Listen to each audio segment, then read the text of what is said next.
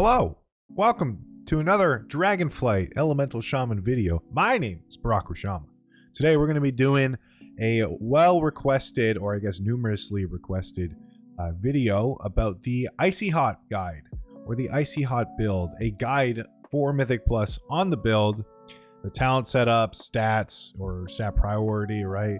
Trinkets that are useful, Onyx Annulet, what your rotation spell priority is going to kind of look like, and maybe some tips and tricks for you guys to bring into keys. So the first thing first, I want to talk about talents today. What makes the IcyHot build the IcyHot build? It is a variation of the Wildfire build. It primarily goes into the fire side, as you can see here, with Liquid Magma Totem and Skybreaker's Fiery Demise, Magma Chamber, Flames of the Cauldron, and Call of Fire. Obviously, we're spec'd into Fire Elemental here, and Lava Surge. We still want to play Surge of Power and Deeply Rooted Elements, as this is kind of the bread and butter of our AoE damage when it comes to our damage in 5+ kind of target situations. And on the left-hand side, what makes it the IcyHot build is the Ice Fury and Electrified Shocks talent. Now we also want to go into Elemental Blast, as this yields a far superior 1 to 3 target cleave damage, but also 1 single target damage, as opposed to, I guess you could take out Elemental Blast to go into improved Flame Tongue weapon or Searing Flames. But generally speaking, Elemental Blast plays really well into this build because Electrified Shocks buffs the damage of your Elemental Blast, as well as the Master of the Elements. I don't know why I couldn't figure it out there for a second. On our Shaman tree side, the key capstones that we want to take are, of course, Call of the Elements and Totemic Recall for our Liquid Magma Totem. Keep in mind that you also probably want to be taking Totemic Surge instead of Go with the Flow to reduce the cooldown of Liquid Magma Totem by 6 seconds, brings it down to a 54-second cooldown, which obviously is really good. When it comes to going from pack to pack, you should have a Liquid Magma Totem for every single trash pack that you do in a dungeon. Totemic Projection is optional. You don't really need to use it. I like using it, especially because if I place down my Liquid Magma Totem and then a second one early, and then the tank has to move either due to kiting, doesn't have cooldowns going into a pull, right, whatever reason, Totemic Projection helps with that. And then of course we want Ancestral's Guidance and Nature's Swiftness. Now, one tip that I'll give you guys, Nature's Swiftness actually does work with Elemental Blast because it is considered a nature spell, a fire spell, and a frost spell all at the same time. So Nature's Swiftness does work with Elemental Blast, making it on a 1-minute cooldown within our Stormkeeper kind of burst windows. It's really useful. You can also take Spirit Walker's Grace and Graceful Spirits now to get into that. Since 10.07 there was a talent change revamp. If you guys want to go check out that video, I'll leave it in the description down below, but I'll also put up a link to it above the video here. So 10.07 talent changes. Now, this build, it's a lot better in situations where, in a dungeon where you're going to be doing a lot more 3 to 4 target cleave instead of 5 or more. So this build itself works really well in dungeons like Ruby Life Pools, where mobs around the second boss ring. Generally speaking, it's 3 to 4 target pulls. Court of Stars, it's a lot of smaller pulls there. This build also works really well in Temple of the Jade Serpent and etc. So that's the Electrified Shock side of it, but it still has really good capabilities of mass AoE with Liquid Magma Totem, Deeply Rooted Elements procs, and of course Stormkeeper with Surge of Power. So this build is kind of a middle ground between the Lightning build and the Wildfire build. It's my preferred build to go because I don't feel completely useless on boss damage, which is a large portion of the dungeon, and I can also still pull really good AoE numbers. All right, now we're going to talk about kind of stat priorities, what you want to build your Elemental Shaman like for the IcyHot build. It's very similar to the Wildfire build and Lightning build when it comes to Mythic Plus. generally across the board, the general rule for Mythic Plus, stat priorities is going to be haste and crit are kind of like your go-tos.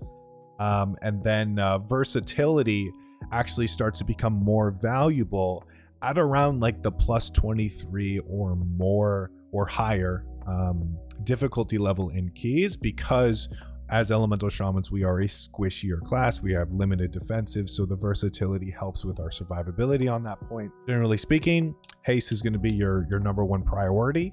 I have about 23% haste, which is at a value of almost 4,000 haste.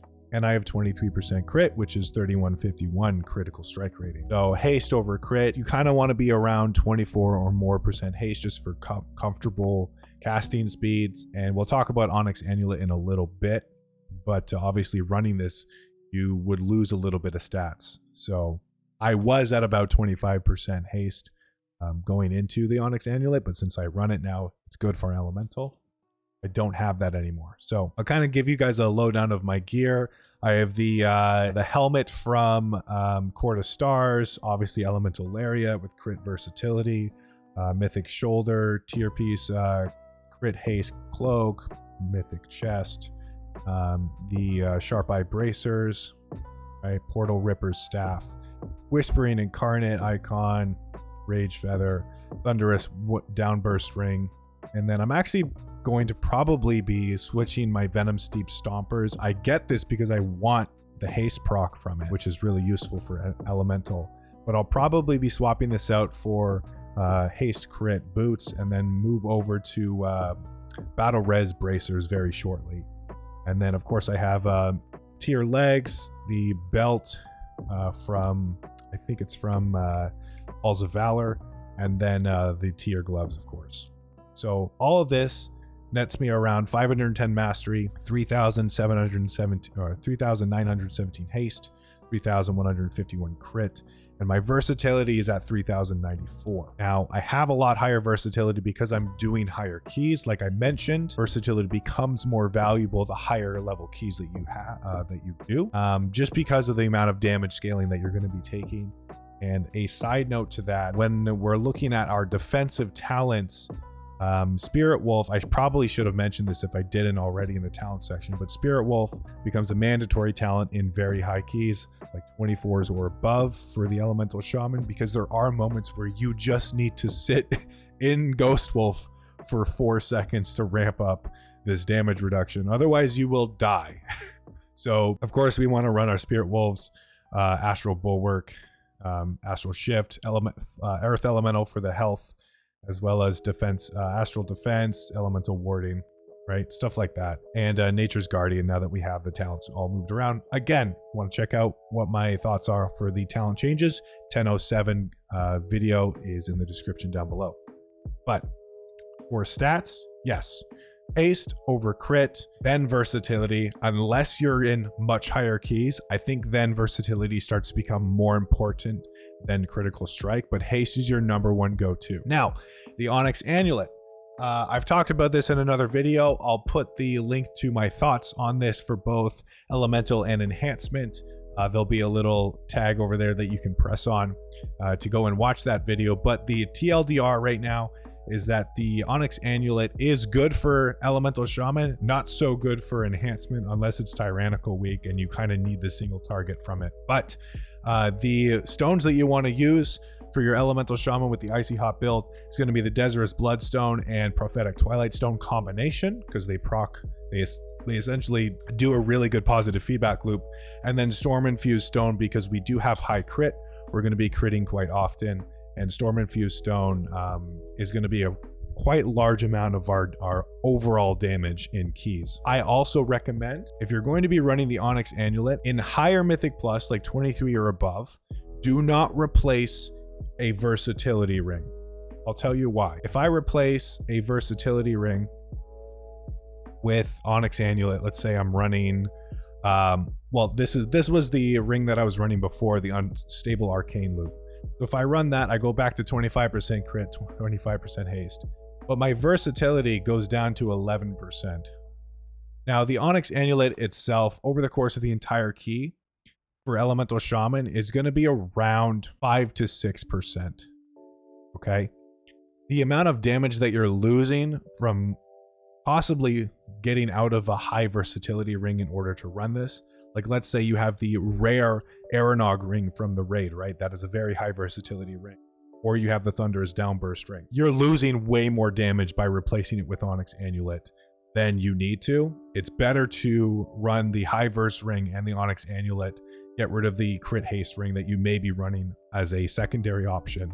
So that way you keep your versatility high in those higher Mythic Plus keys. That's the stats section and the Onyx Annulet for Elemental Shaman, and specifically the IcyHot build. Let's move over to the next section. All right, I quickly want to talk about trinkets. What's the kind of go-to trinkets for the Elemental Shaman in Mythic Plus, especially the IcyHot build?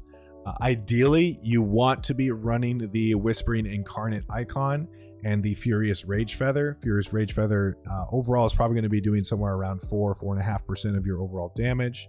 And then the Whispering Incarnate icon is a 421, pretty much just a stat stick. Very, very good if you have a tank or a healer that runs it in the Mythic Plus. Some do in order to buff the group. If you have those, you're going to be receiving the additional buffs. So that's very good.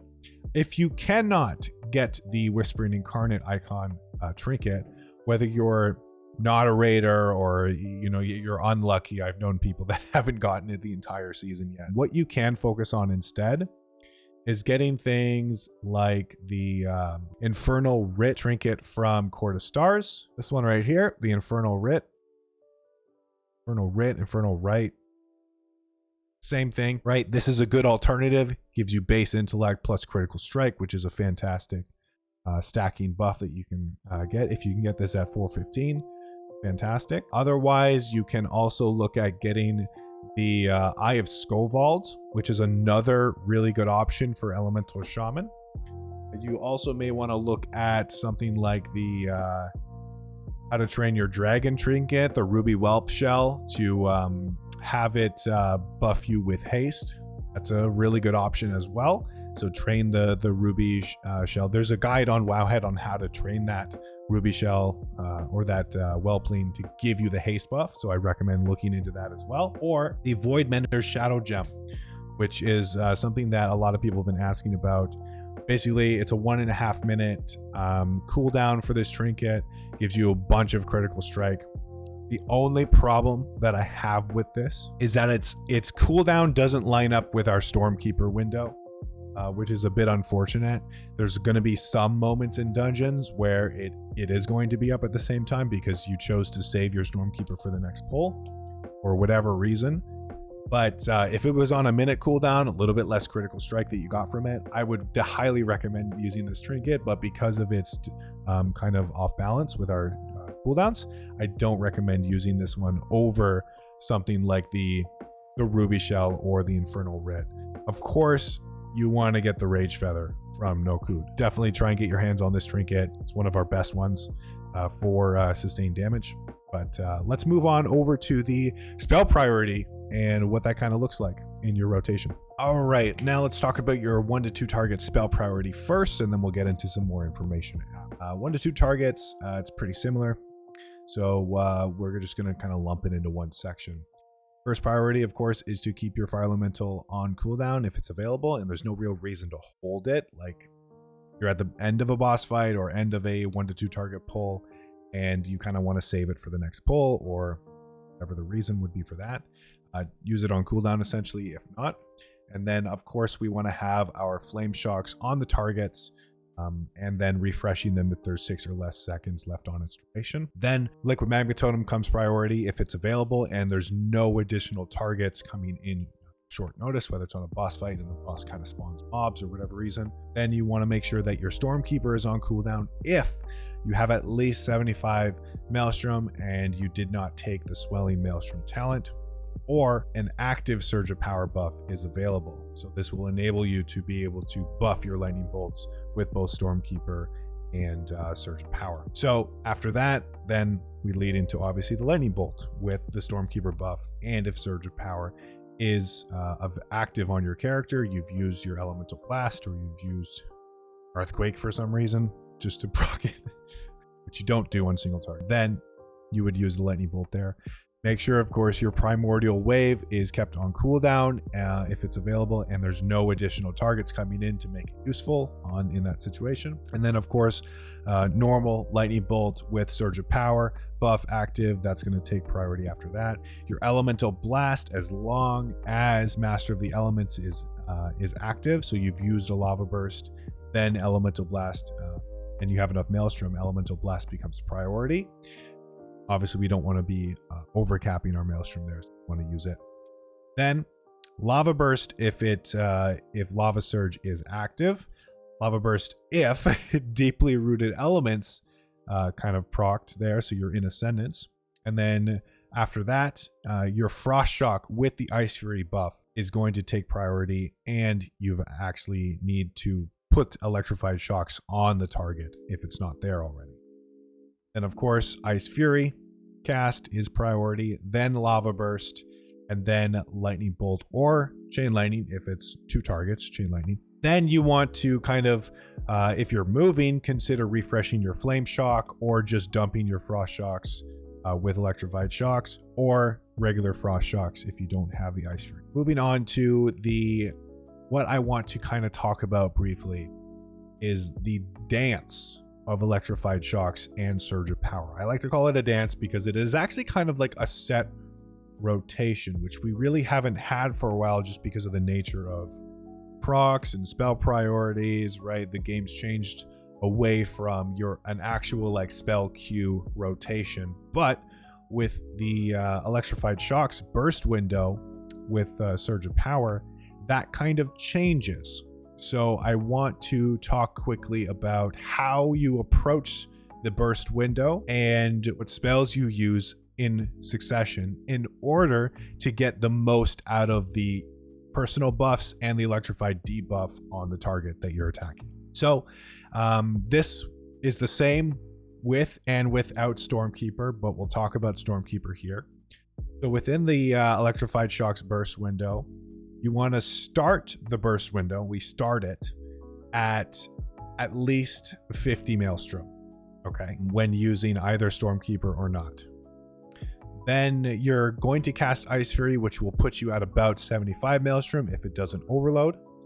Then you would go into your first Frost Shock. This would put you at around 89 Maelstrom, right? And this is where you could choose to cast Stormkeeper if you have it, if you didn't already cast it at like 50 Maelstrom. Then you would go into your first Lava Burst, which will put you at 99 Maelstrom.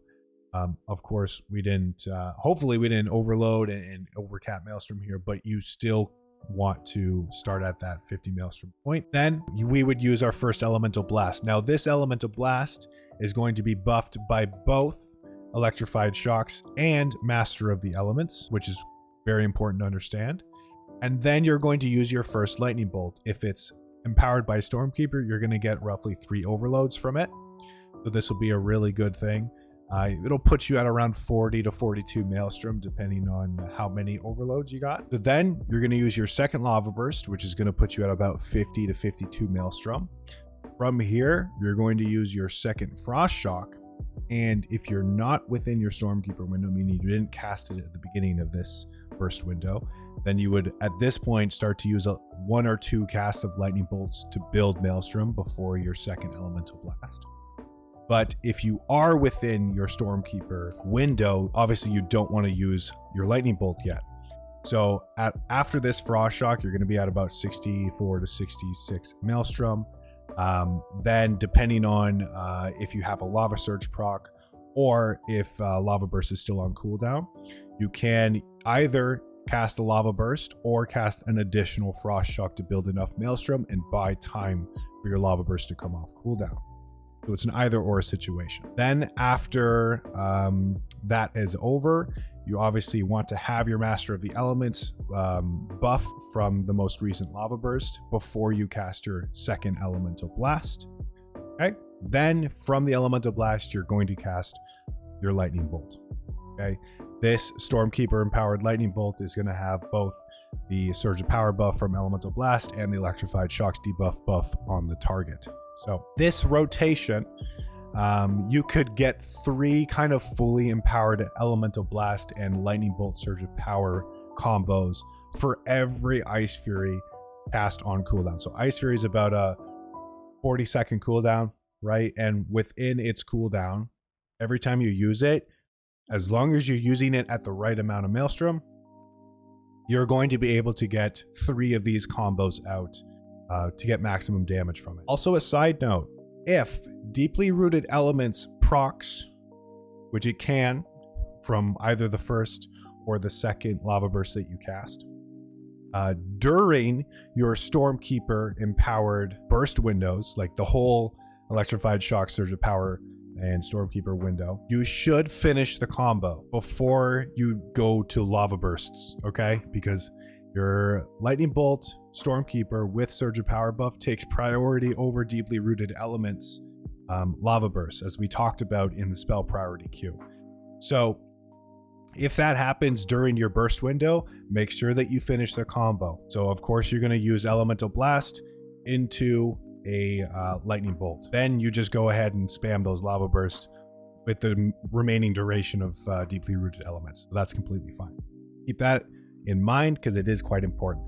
All right, let's move on to the multi-target priority list. All right, let's talk about our multi-target spell priority. Of course, we want to make sure that Fire Elemental is on cooldown as long as you're not saving it for the next pack.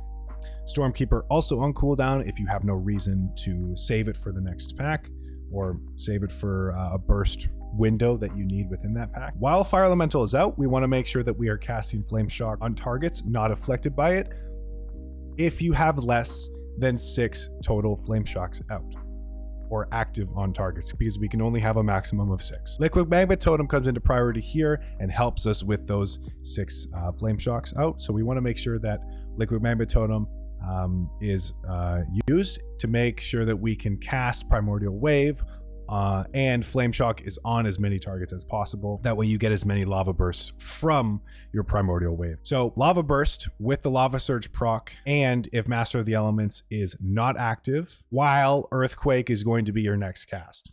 That makes sense. So if you have a Lava Surge proc, you have enough Maelstrom to dump an Earthquake, you want to be using that Lava Surge proc before you use that Earthquake. Then, of course, Lava Burst with a Primordial Wave buff is our next priority, as long as we have enough Flame Shocks on all active targets as possible before we cast that Lava Burst. Now, this is where things kind of change a little bit, depending on what your target count is going to be. If you are at 4 or more targets, you want to be spending your Maelstrom on Earthquakes, always. Okay. If you are at 3 or less targets, you want to prioritize spending your Maelstrom on Elemental Blasts. In both situations, you want to make sure that the Elemental Blast or the Earthquake is buffed by Master of the Elements. Then we look at our cleave spells. So Lava Beam if you're in Ascendance, and Chain Lightning if you have Stormkeeper active. This becomes very, very high priority. Of course, both of those situations, we want to make sure that Lava Beam or that Stormkeeper hopefully is empowered by Surge of Power if we're at 6 or more targets, of course, because the Surge of Power buff for Chain Lightning adds an additional target that it jumps to. So this becomes a lot more powerful within your Stormkeeper windows. It takes priority. Then if you have an Ascendance proc, actually, you want to make sure that Lava Beam is being used to consume Master of the Elements unless Master of the Elements is needed for the Earthquake. This is very easily doable since we have 100 Maelstrom, so try and cast Lava Beam with Master of the Elements buffs as much as you can. On 4 or less targets, we want to be casting Ice Fury at this point. So Frost Shock then on 4 or less targets if Ice Fury is active and the Electrified buff or the Electrified Shock's debuff is not active on the target. It's a 9-second debuff now in 10.07, so this should be very easily maintainable on 4 or less targets. Then we want to make sure that we're casting Lava Burst on 3 or more targets while targeting an enemy with Lava Shock active or Flame Shock active. Why did I say Lava Shock? Lava Beam and Chain Lightning become priority after that, and then you can use Flame Shock to refresh the duration, or Frost Shock while you're moving if you don't have any other instant cast spells like Earthquake or Nature's Swiftness, Chain Lightning. You know what I mean? So now that we've talked about that priority, I want to give you guys a little bit of Mythic Plus tips, so we'll move into that section. I kind of want to end the video off with Mythic Plus tips for you guys. Some of these have been known throughout various expansions, but I still feel like it is good knowledge for people returning to the game that haven't played it for a while and are looking to get into Mythic Plus. But one of the general rules for playing an Elemental Shaman in Mythic Plus is to pool Maelstrom between packs, so that way you have a better opener in or for the next pull. This is very easily doable. Obviously, if mobs are about to die, like 10% less HP, consider how long it's going to take for the rest of the mobs to die, and just start pooling your Maelstrom and not use your spenders anymore, as they're not going to be as useful to finish off those mobs as it could be for the next pull. Let's say you could get 2 very strong earthquakes out on your next pull right away. That's going to lead you off to a better start. So another one would be to understand and recognize when to switch your priority or your spell priority as mob counts kind of change, right? If things start to die in the middle of the pool because they had a less of an HP pool, then you need to change on the fly what your rotation is going to be, or your spell priority is going to be, if you need to incorporate Ice Fury and Frost Shocks in, or if you should switch over to spending your Maelstrom on Elemental Blast. That's going to be more beneficial to your overall damage, and it's going to be a lot better for what we like to call ethical damage, I'd like to say, instead of just trying to, well, it's not even about padding really. You're going to be doing more damage based off the amount or if you switch up your rotation based off of the targets, right? So it's just an better ethical way of doing your damage in the dungeon. And then this goes without saying, but having an understanding for the dungeons mechanics, not just boss mechanics, but also enemy mechanics, like the mobs that we face, right? And how your toolkit is going to answer some of those questions, right? I'll give you some examples, like having defensives, or understanding when you need to use your defensives to mitigate damage on specific mechanics on boss fights or in mob pulls. And knowing when to sit in Ghost Wolf for 4 seconds, like I mentioned earlier in the video, in order to survive a mechanic, or which casts take priority to interrupt in Mythic Plus, like for example, Halls of Valor. Like, you don't really need to interrupt the healing runes for Mystics, but you definitely need to interrupt the Radiant Heal or whatever it's called, right? Like those kind of things. And then where your CC or your utility is most effective, like using a Cheeky Capacitor Totem or a Hex, right, in order to mitigate those mobs' casts. So understanding that, and then which dungeons, I guess this is a good segue into talking about dungeon utilities, right? Which dungeons require which utility talents, right? For example, like Algothar Academy, you always want to run Poison Cleansing Totem as a Shaman, because it pretty much just makes the first big tree boss negligible for the tank. Okay, then in Azure Vaults, you want to bring a Tremor Totem, so that way you can negate the sleep effects from the Arcane Elementals on your party, especially when you're pulling like 2 or 3 packs of those Elementals. Like, a lot of those casts can go off, and Tremor Totem is very, very useful in those situations. Cleanse Spirit in Temple of Jade Serpent, right? The Mistweavers cast a very important curse on a random ranged player, and if you don't dispel it, it erupts and does a crap ton of damage, right? So you want to dispel that with your Cleanse Spirit. And of course, Stone Skin Totem on various physical damaging abilities in dungeons. For example, Himdall in Halls of Valor with his Horn of Valor, you can mitigate 10% damage from that ability to all of your parties by just dropping the Stone Skin Totem, and you'll have this available for every single Horn of Valor. Or Fenrir for his Claw Frenzy attack or Ravenous Leap Bleed effect. The Stone Skin Totem comes in pretty nice there as well. So understanding where certain utilities become very useful, and I'll throw in one more, and that's the only time I would ever consider running Guardian's Cudgel, is actually in Court of Stars for the very big imp packs that kind of pad around areas very quickly. Guardian's Cudgel is very useful there. Otherwise, I probably wouldn't use it, because it DRs stuns very quickly, and that those impulses are the only times where I kind of like want to walk down those enemies as quickly and as often as possible, because they die quickly as well, so the DRs doesn't really matter. You should have damage for them, but I digress. Understanding basic utility on your class, and how you can use that utility to answer certain mechanics in dungeons is going to be super useful, and it will separate you from the average player, of course, having that knowledge and using those abilities correctly. So I hope you guys enjoyed this content and enjoyed the guide. I'm going to be having a couple more come out for both the lightning build, variant build, and the wildfire build, so stay tuned for those. If you guys want to support my content, definitely hit that subscribe button, like it if you like the video. Also, if you want to support my Patreon, I definitely would appreciate that, and come over to my Twitch stream, twitch.tv/BarakuShama, where I stream pretty much every day doing live enhance and elemental content. And if you guys want to come over there, hang out, ask your questions, you're more than welcome to. So hope to see you guys in the next video, but keep calm and mail Shaman. Bye-bye.